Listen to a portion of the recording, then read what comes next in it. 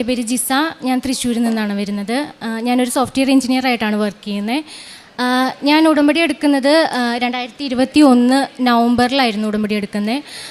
ഉടമ്പടി എടുത്തതിൻ്റെ ഫലമായിട്ട് എനിക്കൊരു സോഫ്റ്റ്വെയർ കമ്പനിയിൽ ജോലി ലഭിച്ചു.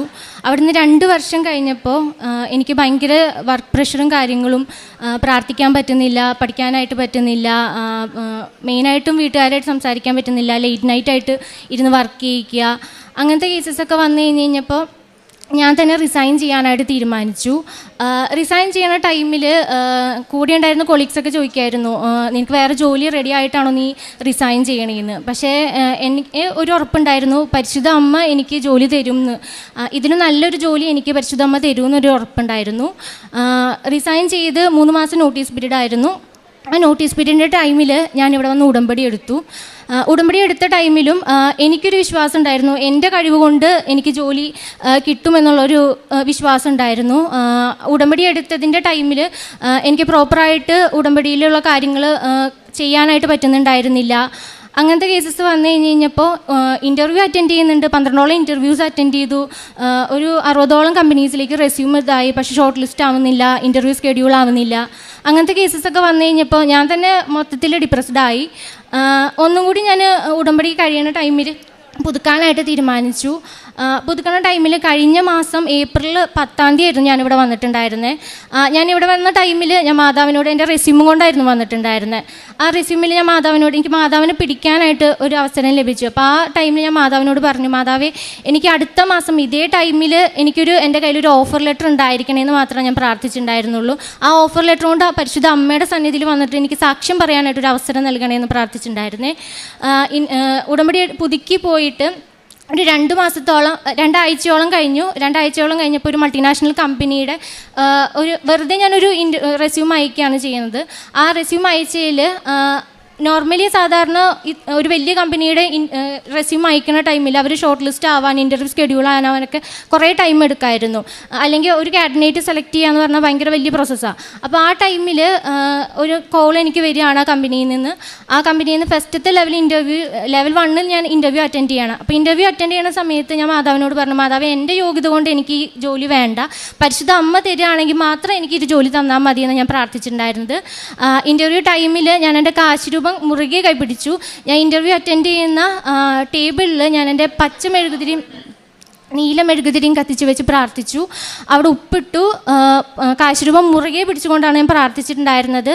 ഫസ്റ്റ് ലെവൽ ഇൻ്റർവ്യൂ ഭയങ്കര ടഫായിരുന്നു. എനിക്ക് ഒട്ടും പ്രതീക്ഷയില്ല. എൻ്റെ അമ്മ പുറത്ത് നിന്നിട്ട്, ഞാൻ ഇൻ്റർവ്യൂ അറ്റൻഡ് ചെയ്യുന്ന റൂമിൻ്റെ പുറത്ത് നിന്ന് കാശുരൂപം കൈ പിടിച്ചുകൊണ്ട് പ്രത്യക്ഷീകരണ പ്രാർത്ഥന ചൊല്ലിക്കൊണ്ടിരുന്നു ഇൻ്റർവ്യൂ കഴിയണവരെ. ഫസ്റ്റ് ലെവൽ കഴിഞ്ഞു, സെക്കൻഡ് ലെവൽ കഴിഞ്ഞു, തേർഡ് ലെവൽ ആയപ്പോഴും എനിക്ക് വലിയ പ്രതീക്ഷയൊന്നുമില്ല. ഞാൻ റിജക്റ്റ് ആവുമെന്ന് വിചാരിച്ചിട്ട് തന്നെയാണ് ഞാൻ ഇൻ്റർവ്യൂ അറ്റൻഡ് ചെയ്തുകൊണ്ടിരിക്കുന്ന സമയത്ത് എൻ്റെ കയ്യിൽ കാശുരൂപം മാത്രമേ ഉള്ളൂ, വേറെ ഒന്നുമില്ല. അപ്പോൾ ഓരോ ഇൻ്റർവ്യൂ കഴിയുന്ന സമയത്ത് ഞാൻ പച്ചമെഴുതിരിയും നീലമെഴുതിരിയും കത്തിച്ച് വെച്ച് അവിടെ ഉപ്പിട്ടിട്ടാണ് ഞാൻ പ്രാർത്ഥിച്ചുകൊണ്ടിരുന്നത്. ഏറ്റവും ലാസ്റ്റിൽ ഫൈനൽ റൗണ്ട് എത്തിക്കഴിഞ്ഞ ശേഷം HR ഡിസ്കഷൻ വന്നു. HR ഡിസ്കഷൻ വന്ന സമയത്തും അവരെന്നോട് ചോദിക്കുന്നത് എന്ത് പാക്കേജ് വേണമെന്നാണ്. അപ്പോൾ ഞാൻ ഏറ്റവും കുറവ് പാക്കേജ് വന്നു, എനിക്ക് എങ്ങനെയെങ്കിലും ഒരു ജോലി കിട്ടിയാൽ മതി എന്നൊരു സാഹചര്യം വരെ എത്തി. ഞാൻ എക്സ്പെക്റ്റ് ചെയ്തതിനേക്കാളും ഡബിൾ പാക്കേജ് കൂടി. ഞാൻ ആദ്യം പ്രാർത്ഥിച്ചിട്ടുണ്ടായിരുന്ന ഒരു കാര്യം എന്ന് വെച്ച് കഴിഞ്ഞാൽ, എനിക്ക് വീക്കെൻഡ് വീട്ടിൽ വന്ന് പോകാനും പള്ളിയിൽ പോകാനായിട്ടുള്ള ഒരു അവസരം മാതാവ് എനിക്ക് തരണേന്ന് പറഞ്ഞിരുന്നു. അവരുടെ 2 ബ്രാഞ്ചിലുണ്ടായിരുന്നു, ടെക്നോ പാർക്കിലും ഇൻഫോ പാർക്കിലും ഉണ്ടായിരുന്നു. HR ഡിസ്കഷൻ്റെ സമയത്ത് HR എന്നോട് ഇങ്ങോട്ട് പറയുക ചെയ്തത്, കൊച്ചിയിലെ ബ്രാഞ്ചിലേക്കാണ് നിനക്ക് പ്രൊജക്റ്റ് അലോട്ട് ചെയ്തേക്കണത്, അവിടേക്കാണ് നിനക്ക് ഇങ്ങോട്ട് ജോയിൻ ചെയ്യേണ്ടതെന്ന് പറഞ്ഞത്. അങ്ങനെ ഞാൻ ഏപ്രിൽ 10-ാം തീയതി വന്ന് ഇവിടെ വന്ന് പ്രാർത്ഥിച്ചു. മെയ് 10-ാം തീയതി ആയപ്പോൾ എൻ്റെ കയ്യിൽ ഓഫർ ലെറ്റർ വന്നു. ഞാൻ ഓഫർ ലെറ്ററുമായിട്ടാണ് മാതാവിൻ്റെ മുന്നിൽ നിന്ന് സാക്ഷ്യം പറയാനായിട്ട് വന്ന് നിൽക്കുന്നത്.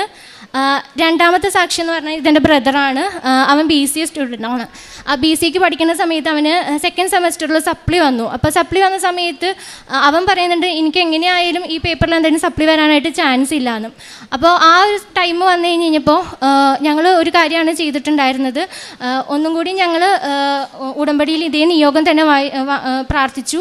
ഉടമ്പടി എടുക്കുന്ന സമയത്തും ലൈറ്റ് ക്യാൻഡിൽ ഇടുന്ന ടൈമിലും ഞങ്ങൾ മാതാവിനോട് പ്രാർത്ഥിച്ചത്, മാതാവേ, റിവാലുവേഷന് കൊടുക്കാൻ പോവാണ്, അമ്മയായിരിക്കണം ഇവിടെ അത്ഭുതം പ്രവർത്തിക്കേണ്ടത്, ആര് പേപ്പർ നോക്കിക്കഴിഞ്ഞാലും പരിശുദ്ധ അമ്മയായിരിക്കണം അവിടെ അത്ഭുതം പ്രവർത്തിക്കേണ്ടതെന്ന് മാത്രമായിരുന്നു.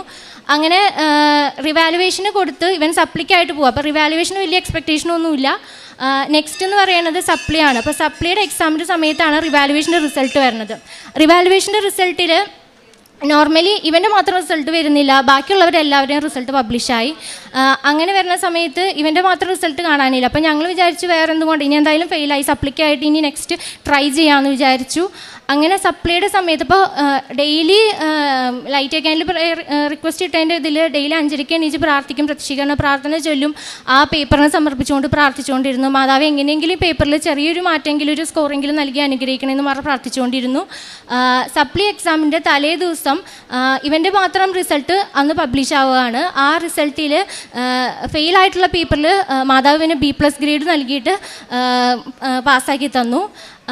മൂന്നാമത്തെ ഞങ്ങളുടെ സാക്ഷി എന്ന് പറയുന്നത്, ഞങ്ങളുടെ 3 വർഷമായിട്ട് ഞങ്ങളുടെ വീട്ടിൽ കിണറ്റിൽ വെള്ളം ഉണ്ടായിരുന്നില്ല. അങ്ങനെ ഞങ്ങൾ കൃപാസനത്തിൽ വന്ന് ആ കൃപാസനത്തിൽ ഉപ്പിട്ട് പ്രാർത്ഥിക്കാനായിട്ട് തീരുമാനിച്ചു. ഉടമ്പടി എടുത്ത് വിശ്വാസ പ്രമാണം ചൊല്ലി എപ്പോഴൊക്കെയാണോ കിണറ്റിൽ വെള്ളം കഴിയണ ടൈമിൽ ഞങ്ങൾ പോയിട്ട് വിശ്വാസ പ്രമാണം ചൊല്ലും, ഉപ്പിട്ട് പ്രാർത്ഥിക്കും. ആ ഉപ്പിട്ട് പ്രാർത്ഥിച്ചതിൻ്റെ ഫലമായിട്ട് ഇന്നേ വരെ ഞങ്ങളുടെ കിണറ്റിൽ വെള്ളം എത്തിയിട്ടില്ല. ഇതായിരുന്നു മൂന്നാമത്തെ സാക്ഷ്യം. ആത്മീയ തലത്തിലായിട്ടും ഞങ്ങൾക്ക് വന്ന മാറ്റം എന്ന് പറഞ്ഞു കഴിഞ്ഞാൽ, ഇപ്പോൾ നമ്മൾ വിചാരിക്കും മാതാവ് നമുക്ക് നമ്മൾ വിചാരിച്ചതാണ് തരണേന്ന് വിചാരിക്കും, പക്ഷേ അതിലും വലുതായിരിക്കും. അപ്പോൾ not my merit but my his grace എന്ന് പറയുന്ന പോലെ തന്നെ നമ്മുടെ യോഗ്യത കൊണ്ടല്ല, പരിശുദ്ധ അമ്മയുടെ കൃപയാലാണ്. നമ്മൾ ചെറിയ കാര്യങ്ങൾക്ക് വേണ്ടി പ്രാർത്ഥിക്കുമ്പോൾ പരിശുദ്ധ അമ്മ നമുക്ക് വലിയ കാര്യങ്ങളായിരിക്കും. ആ പ്രോസസ്സ് ചിലപ്പോൾ കുറച്ച് ലോങ് ആണെങ്കിൽ കൂടിയും നമുക്ക് അവിടെ മാതാവ് അതിലും വലുതായിരുന്നു തന്നുകൊണ്ടിരുന്നത്. പിന്നെ അതുപോലെ തന്നെ കാരുണ്യ പ്രവർത്തികളായിട്ട് ചെയ്തുകൊണ്ടിരുന്നത്, ഞങ്ങൾക്ക് അടുത്തുള്ള വീടുകളിലായാലും സഹായിക്കാനായാലും പിന്നെ എന്നെക്കൊണ്ട് പറ്റുന്ന രീതിയിൽ സാമ്പത്തിക സഹായമായിട്ട് ഞാൻ ചെയ്യുന്നുണ്ടായിരുന്നു.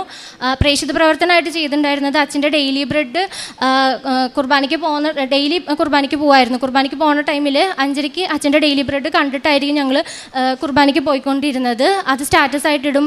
പറ്റുന്നവർക്കൊക്കെ ഞങ്ങൾ ഷെയർ ചെയ്ത് കൊടുക്കും. അച്ഛൻ്റെ സാക്ഷ്യങ്ങളായാലും അച്ഛൻ്റെ ടോക്കായാലും എല്ലാം നമ്മളെ കൊണ്ട് പറ്റുന്ന രീതിയിൽ ഞങ്ങൾ ഷെയർ ചെയ്ത് കൊടുക്കാറുണ്ടായിരുന്നു. ഇപ്പോൾ ഒരു റൂമിൽ നിന്ന് വേറെ റൂമിൽ ഇപ്പോൾ ഞങ്ങളുടെ വീട്ടിൽ പോയി കഴിഞ്ഞ് കഴിഞ്ഞാലും അവിടെ ഇപ്പോൾ ഒന്നെങ്കിൽ കൃപാസനത്തിൽ സാക്ഷിയായിരിക്കും ആരെങ്കിലും കേട്ടുകൊണ്ടിരിക്കുന്നുണ്ടാവുക, അതല്ലെങ്കിൽ അച്ഛൻ്റെ ടോക്കായിരിക്കും.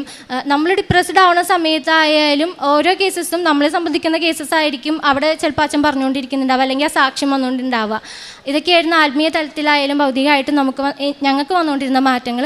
പരിശുദ്ധമ്മയ്ക്ക് ഈശോയ്ക്കും 1000 നന്ദി പറയുന്നു. 40:31 ദൈവത്തിൽ ആശ്രയിക്കുന്നവൻ വീണ്ടും ശക്തി പ്രാപിക്കും. അവർ കഴുകന്മാരെ പോലെ ചിറകടിച്ചുയരും. അവർ ഓടിയാലും ക്ഷീണിക്കുകയില്ല, നടന്നാൽ തളരുകയുമില്ല.